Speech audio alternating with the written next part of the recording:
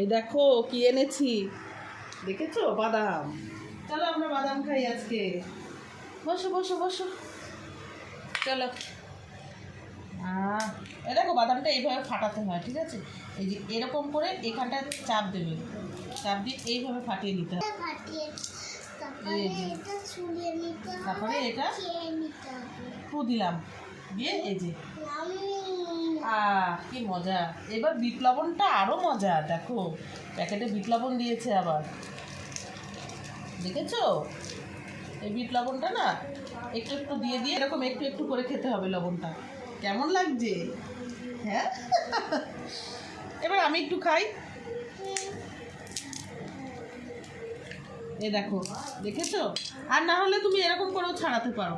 এ দেখো এরকম করে ঠোকা দাও। এই যে, ঠিক আছে।